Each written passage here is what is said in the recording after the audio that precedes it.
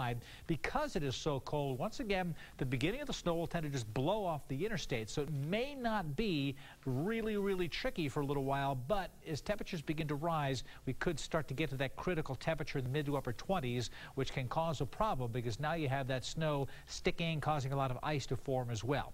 Right now, precipitation is showing up to the west. Now, the radar is still in clear air mode, which means an ultra-sensitive mode where it just sees dust or clouds or whatever's out there, and so not a lot of precipitation falling where you see all of that. But again, it is tracking in our direction. We'll continue to overspread the region. Plenty of cold air around. Look at McCall at 30. We would be around 32 degrees if we didn't have this inversion in place. We'd be dealing with wet roadways or maybe a little bit of ice. But tomorrow morning, because of this, I'm thinking an inch or two of snow that could affect the morning commute. So that'll be in the morning. I expect things to generally be over around 9 o'clock. That could be critical around Ada County, a little earlier to the west. So some very slick driving is likely tomorrow morning. High temperature around 27. Now, the temperatures could rise. And again, if we get close to 27 sometime during the morning commute, that will make it even more slick. If it stays very cold in the upper teens to near 20, much of that snow may blow off the roadways, but secondary roads with all the ice that's underneath are going to be an absolute mess because you're not going to know where that ice is, so there'll be snow on top of that. So some slick driving likely tomorrow. My extended forecast with all the details coming up. Well, we have to talk about just that topic with more snow on the way. Many of the roads still haven't even recovered from the last storm. Matt King checks in with the Ada County Highway District on the status of icy side streets and what happens next. Yeah, Don, Michelle, ACHD openly admits it's just not used to this much snow and ice sticking around this long. Crews have salted, de-iced, and plowed every day since the last storm, and still, as viewers well know, ice and snow continue to cake many streets. That coating grows effectively unclearable as tires pack it down and cold temperatures prevent it from melting. It's just simply not feasible to really melt all that snow and ice. Really, it wouldn't be an efficient use of materials of de-icer and sand and salt to just dump it on every roadway to try to get down to bare surface. A plow just can't, it doesn't get down low enough. Even when we do have light snow before it's packed, the plow just simply can't scrape down all the way. As we gear up for potentially even more snow, main roadways and intersections take first priority for road crews, then side streets with a focus on stop signs, intersections, curves, and hills. ACHD's placed crews on standby tonight in the event of a storm. I'm in studio, Matt King, Fox 9 on your side.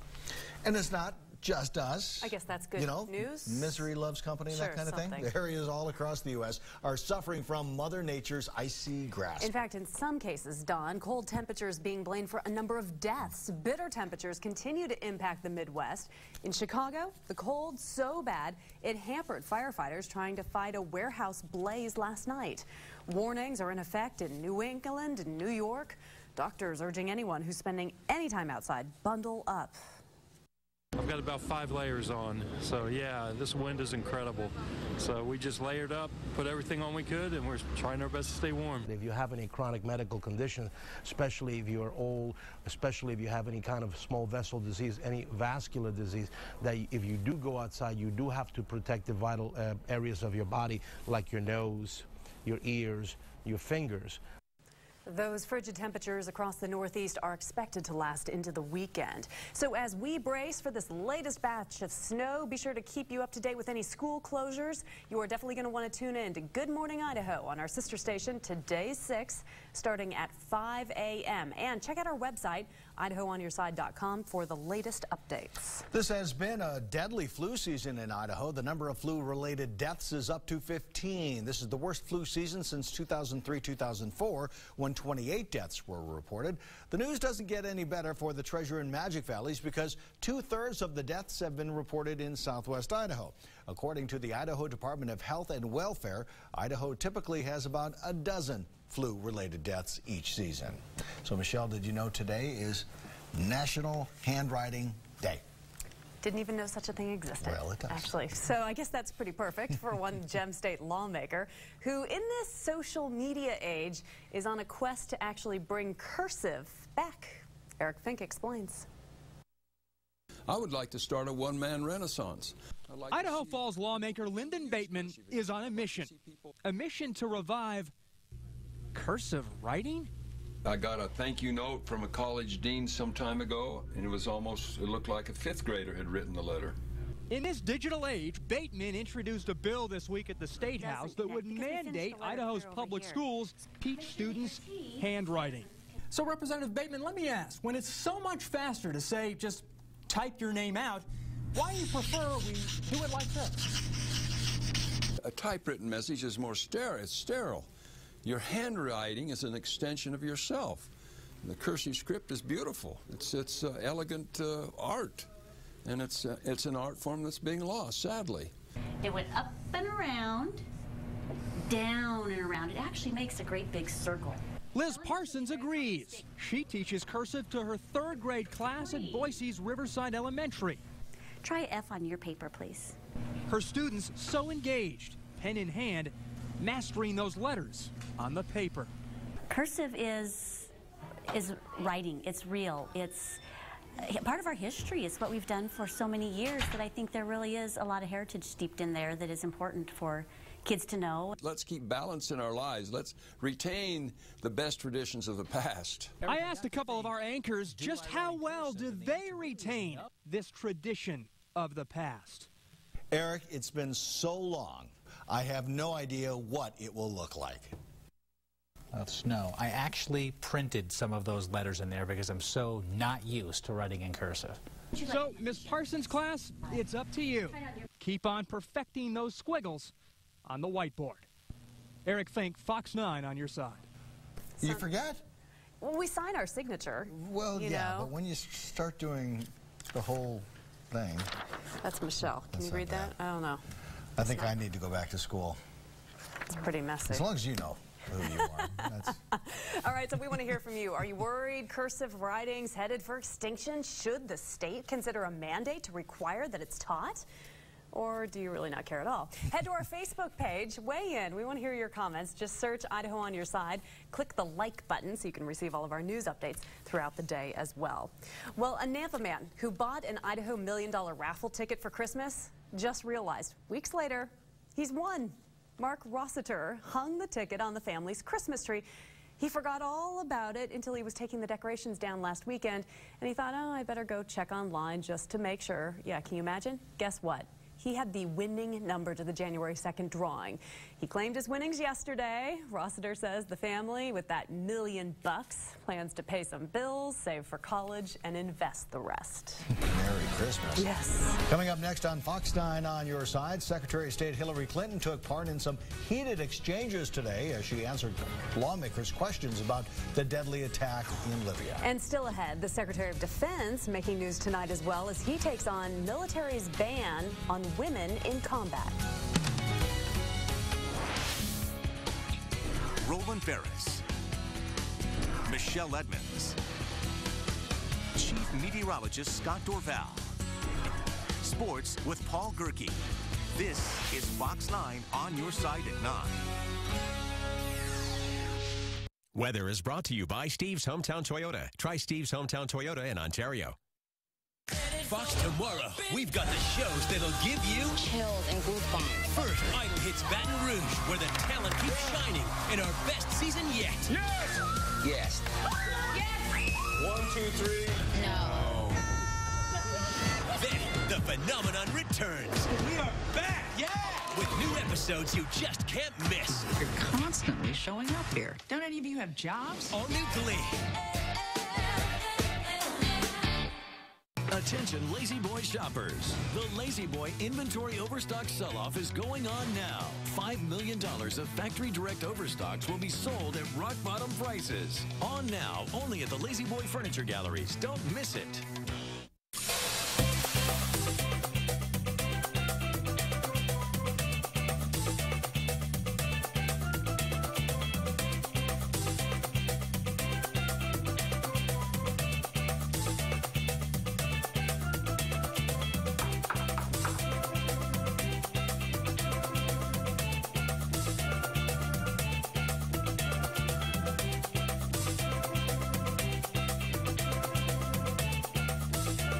Attention Lazy Boy shoppers. The Lazy Boy inventory overstock sell-off is going on now. $5 million of factory direct overstocks will be sold at rock bottom prices. On now, only at the Lazy Boy Furniture Galleries. Don't miss it.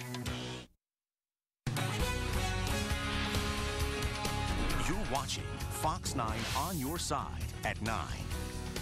It's been more than 4 months since the attack in Libya that left 4 Americans dead. And today, for the first time, Secretary of State Hillary Clinton testified in front of lawmakers. In a hearing that at times was emotional, many times heated, the Secretary defended her handling of the assault while also accepting responsibility. Fox News correspondent Mike Emanuel has more right now in America. Days before she's due to leave her post, Secretary Clinton on Capitol Hill said the September 11th attack on the Benghazi consulate, which led to 4 Americans being killed, stopped at her door. As I have said many times, I take responsibility, and nobody is more committed to getting this right. I am determined to leave the State Department and our country safer, stronger, and more secure. Clinton showed emotion when she recalled comforting the families and paying her respects. I stood next to President Obama as the Marines carried those flag-draped caskets off the plane at Andrews.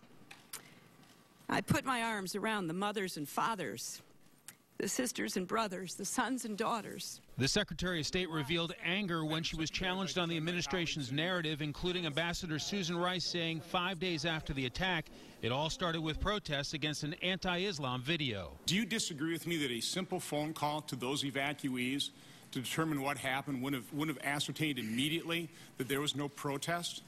I mean, that was a piece of information that could have been easily obtained. Well, with all due respect, the fact is we had 4 dead Americans. Was it because of a protest, or was it because of guys out for a walk one night who decided they'd go kill some Americans? What difference at this point does it make? Then Senator Rand Paul said to her face, Clinton failed to do her job. I'm glad that you're accepting responsibility. I think that ultimately with your leaving, you accept the culpability for the worst tragedy since 9/11. And I really mean that. Had I been president at the time and I found that you did not read the cables from Benghazi, you did not read the cables from Ambassador Stevens, I would have relieved you of your post. In the House hearing, Clinton said she was aware of last summer's attempt on the life of the British ambassador in Benghazi and the IED attack on the U.S. consulate wall. But Stevens' cables requesting more security never came to her desk. Democrats in both hearings and Clinton herself repeatedly referred to what they called congressional cuts in funding for diplomatic security. But Republican Congressman Dana Rohrabacher pointed out Deputy Assistant Secretary of State Charlene Lamb testified last October that money played no role in her decision on the level of security in Benghazi. Ms. Lamb, you made this decision personally. Was there any budget consideration and lack of budget which led you not to increase the number of people in the security force there? No, sir. The ARB disagreed with that and did find that budget issues were at stake. Well, she testified under oath, and it was. Well, you know, that's why you have an independent group like an ARB. That's why it was created to look at everything. So I think everybody has their own. Right. I think it's important, though, CYA to do here. Clinton was asked if she picked Susan Rice to do the 5 Sunday talk shows. She said she did not. Clinton said she felt like she had a lot to manage in the aftermath, and that should be her priority, and says doing those talk shows is not her favorite thing to do. On Capitol Hill, Mike Emanuel, Fox News. The Secretary of Defense is clearing the way for women to apply for combat specialties and units. Fox News correspondent Jennifer Griffin has all of those details from the Pentagon. Secretary Panetta plans to lift the military's ban on women serving in combat, opening thousands of frontline combat positions to women. The ban had been in place since 1994. The service chiefs have until January 2016 to seek exceptions to certain units. This new directive will open more than 230,000 jobs to women in the Army and Marines. Defense officials say the announcement will be made tomorrow. Chairman of the Armed Services Committee, Senator Carl Levin, welcomed the decision. Quote, I support it. It reflects the reality of 21st century military operations. But recent studies have found that women are neither as strong as men in frontline positions, and socially they may even disrupt these all-male units. Elaine Donnelly of the Center for Military Readiness warns Secretary Panetta's decision threatens the tip of the spear units. To summarize 30 years of studies and reports, women do not have an equal opportunity to survive or to help fellow soldiers survive. in a direct ground combat environment. Last October, for the first time, 2 female Marines were allowed to attempt Quantico's Marine Infantry Officer Course, a brutal 10-week test that requires strength, endurance, and fitness. They both failed. Marine Captain Katie Petronio garnered attention last year when she argued against putting women in combat, writing in the Marine Corps Times, "Get over it. We are not all created equal." Well, wearing 75+ pounds a day definitely took a toll on my body. It took a toll on everyone. However, I found that I broke down and had muscle atrophy and weight loss at a much faster rate and noticeable rate than my male Marines. I found myself tripping constantly, my legs buckling, falling during firefights, having a hard time responding to enemy contact as far as my response time from when I initially got to country. The Pentagon issued a statement tonight saying Secretary Panetta strongly supports these changes, remarking that women have already contributed so much in the country's recent wars. He described this as the beginning and not the end for women in the military. At the Pentagon, Jennifer Griffin, Fox News. Coming up next on Fox 9, it's the big story of the night. We're headed back to the Weather Center. Scott's working to find out exactly what's coming for the morning. And here's tonight's Pump Patrol. Head to the Flying J on Federal Way to fill up for $2.95 per gallon. To find the cheapest gas in your neighborhood, go to IdahoOnYourSide.com and click on the Features tab. Pump Patrol brought to you by Mountain Home Auto Ranch, where we do business a better way. Exit 95 Mountain Home. Your best price on every vehicle at MHAutoRanch.com. Ford, Lincoln, Dodge, Jeep, Chrysler, and Ram truck, MHAutoRanch.com. On the next 2.5 Men, Charlie's schooling Jake's teacher. You know what you have to do. Break up with Miss Pasternak, right? Hell no, he's getting A's. He hasn't gotten an A since nap time in kindergarten. On 2.5 Men, weeknights at 10 on Fox 9. Want to see America's freshest lineup? Just see Dan Wiebold Ford. Just minutes away for extra value at no extra cost. Here's an example. Your best deal on a new truck. Factory fresh, new 2013 Ford F-150 STX 4x4 Super Cab. Just look at all the extra equipment. Pick the one you want, just $26,995. 8 to choose from at this price. Dan Wiebold Ford, America's freshest and Idaho's freshest lineup. Dan Wiebold Ford, almost next door at the Idaho Center Auto Mall in Nampa.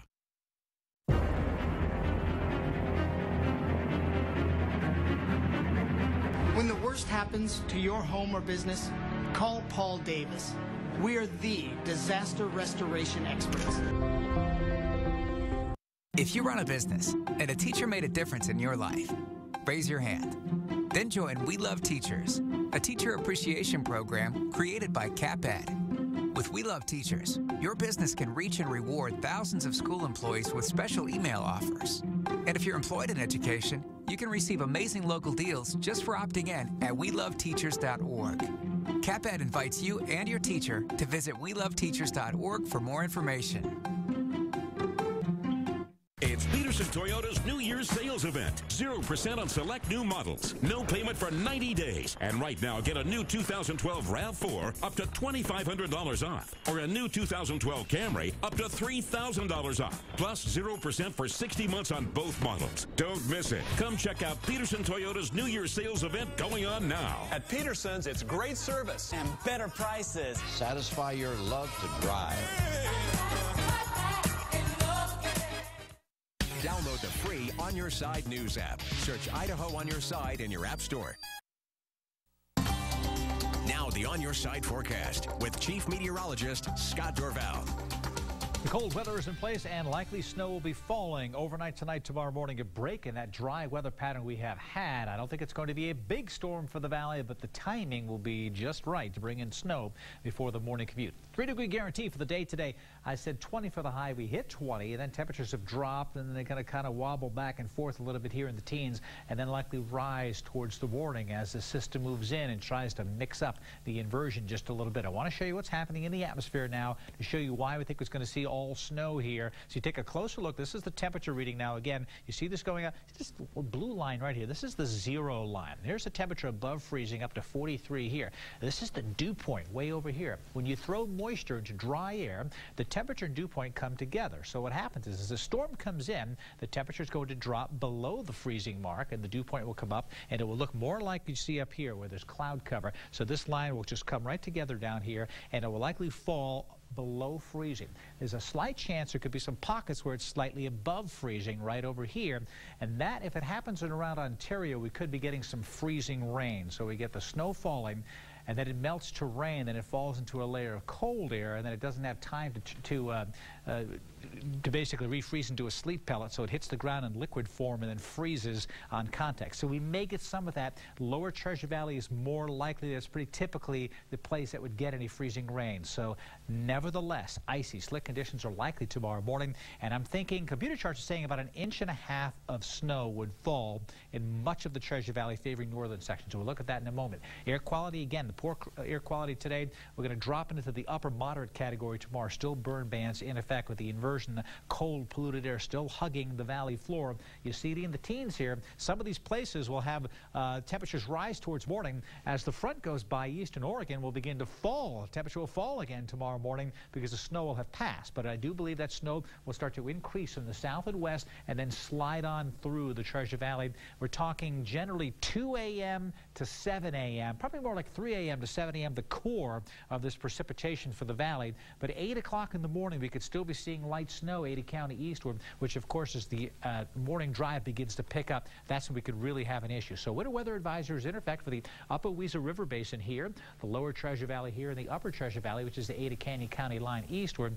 Just enough for slick driving tomorrow. 1 to 3 inches, I'll say, across the valley, but it's going to favor the higher amounts northern sections near Boise, the north end, Middleton, Eagle, Star, up towards Payette as well, with drier conditions down towards the Snake River. Typically in north of Mountain Home, we may see a little bit more snow around as well. Satellite picture shows that moisture coming on in from the south and west. It will be thickening as it moves on through, and then it will slide across the region. This is the back edge that will slide through. It could be as late as 10 o'clock in the morning, and that again could cause more of an issue for the morning commute. So 8 or 9 o'clock in the morning is the question mark, but if it's snowing pretty good at 3, 4, 5 in the morning, kids in schools, there may be some issues with closures. We'll have to see how the snow reacts with the roadways and the drivers out there to see if it's all that slick. Here's a bit of a break. I see another storm coming in from Friday night and Saturday morning. Snow again in the Treasure Valley. Here's the future cast for tonight's storm system. Snow coming in. This is about midnight tonight. Not much going on in the Treasure Valley, but it will start to pick up now at 2 o'clock in the morning, and then it will slide on down to the south.